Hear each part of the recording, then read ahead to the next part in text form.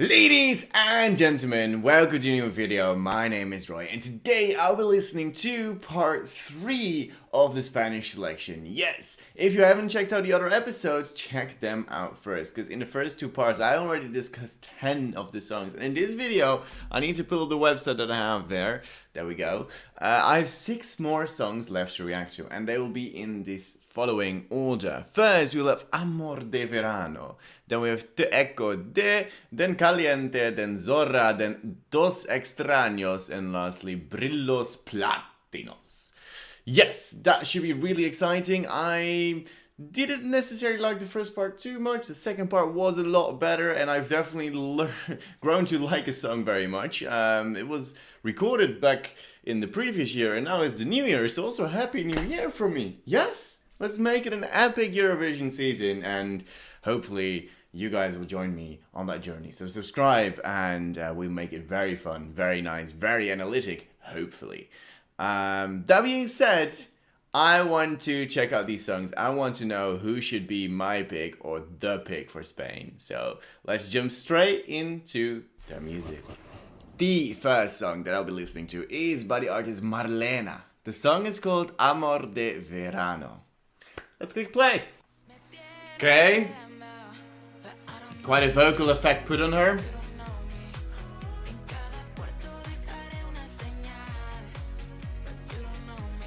But you don't know me, okay? Oh, I like this little beat that's driving in the background. Feels very clear, very nice, well produced. I don't know, there's kind of a bit of a... Yes, there is a chorus, but it doesn't feel like necessarily a chorus. Yeah, you have this memorability of this, I don't know you, you don't know me, which is fun. But it may be in a field of like 30, well, Spain's already in finals, so 26 songs. I don't think a song like this would stand out necessarily, and you need to keep that in mind. Spain is already in the final, so you need to stick out. Very long fade to get back into this little beat. I guess this is the chorus. It is decent. It is very decent, but it doesn't necessarily light my fire. I want a bit more, I want a bit more out there, I want a bit more interesting maybe. So yeah, cool, but not it, okay? Let's go to the next song. The next song that I'll be listening to is by the artist Noan. The song is called Te Echo De, with a line at the end. I don't know why that line is there. Let's find out, and let's click play. Interesting voice. I'm curious how that would sound live. Okay, rocky. I see. Huh, interesting. So it's another pop rock song, just like in the previous episode, but I think I preferred that one a lot more. I don't know. Okay, but it is definitely very fun. Like, I can imagine them playing this at like a festival or something, and I think like a lot of people would get behind that in such a festival. Now, how will this sound in a different setting from Benidorm Fest, where you need to not necessarily have a good live performance, but more replicate your studio version as best as you can? That might be a bit more difficult. I definitely like it. I definitely do like it, yes. And like these little moments where you go way lower in energy will be really nice to perform a nice staging with. To really zoom in on the artist to capture that moment, that can be very effective. Nice, yes, very enjoyable, very decent. I will say I need to hear it live. I don't know how his voice will be like live, but overall, nice, definitely. Let's go to the next song. The third song that I'll be listening to is by the artist Jorge González. The song is called Caliente. Let's click play. Okay. Immediately like a trumpet coming up. Okay, building up to a chorus. It's probably gonna be some dance breakdown kind of song. Okay, a bit different than expected. Oh, never mind, there it is. Yeah, this is more or less what I expected to hear. And you can just picture the staging as well. It'll just have like a couple of dancers. It'll probably be very much catered towards the sexy side of things. It's quite a decent drop. Maybe I expected it a tad bit darker. Like, it's very, very happy. Well, not necessarily having that vibe from like the album cover and his voice. But maybe that contrast works nicely.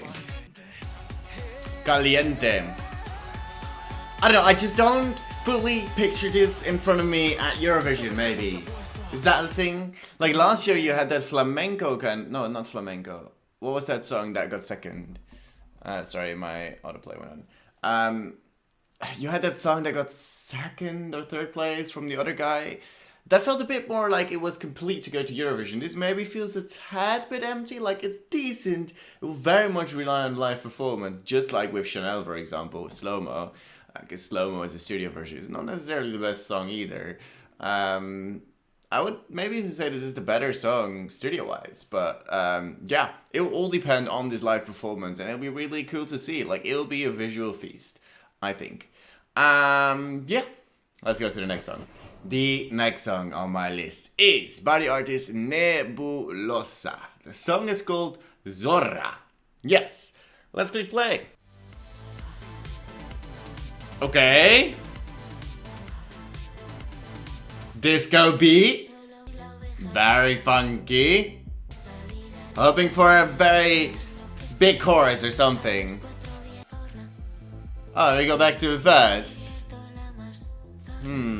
That's a bit unfortunate.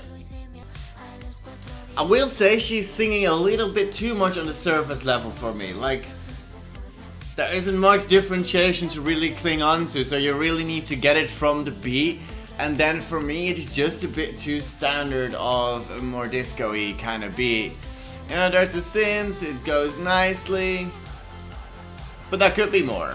I mean, I like this part now that there's something different. I'm in love with her though, like, she seems really into it. Like, she's like, look at me doing this. I love it. But again, vocally, she doesn't give me much, and I'd like a bit more in that category. And I know this song doesn't rely on vocals, I know that. But still, it's way too much of a linear line with that. Which is a bit unfortunate, but overall it's quite enjoyable. I quite like this song, yes. Is it my winner? I don't think so. I don't think this is my winner or will be either. I mean, if it already isn't, then it's not going to be after the next two videos either. But yeah, nice, cool that's in the competition. I enjoyed it. Let's go to the next song. The next song is by the artist Saint Pedro, whatever, Pedro. The song is called Dos Extraños, and then between brackets, Cuarteto de Cuerda. Yes, let's click play. Oh, okay. I like the mood that is immediately set from the get-go. Visually and instrumentally. Oh. We're in for a treat, I think. Oh, give me that jazziness. Nice violins coming in. Okay. What now?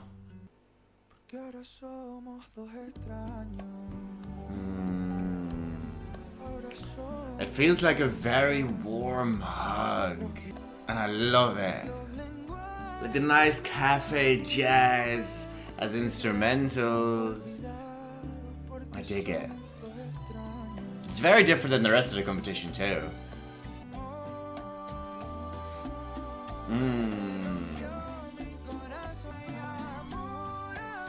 Oh, I like that it's now opening up a lot more. Oh. Yeah, I really dig this. I really do. His voice is great. The jazz is amazing. It's so fun. It's so different than what you used in Eurovision. Like, bring it goddamn on. Do it.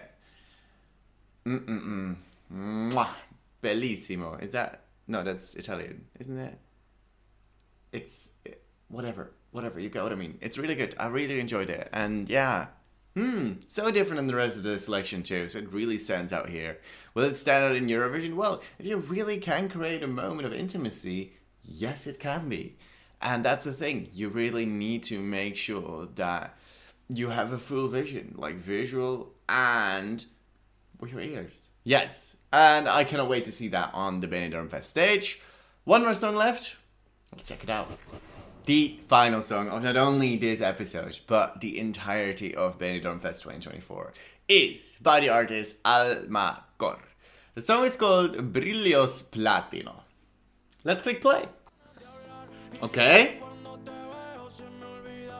It's quite some vocal effect on his voice. Ah.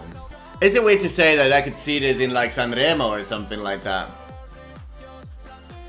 It's very fun, but there's very much vocal effect on there, which I know is very popular in like Southern Europe.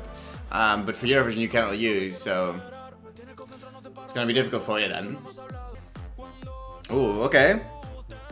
Oh, it's very fun, yes! Like, that'll be a party. Yeah, you cannot really make a party on this stage because you can only have 6 people there. Like, that's the thing, like, as a song, it's really fun. It's nicely made, the vocal effects are fine, but if you have to translate it to a Eurovision stage, there is a lot of small issues that you need to be addressing. That might be too much for this song. But it does sound modern, it does sound cool, and it's a fun way to end this entire series as well. Yes, I definitely enjoyed it, and only time will tell. Only time will tell whether this will be good live as well, or whether it won't. And yeah, that's gonna be that.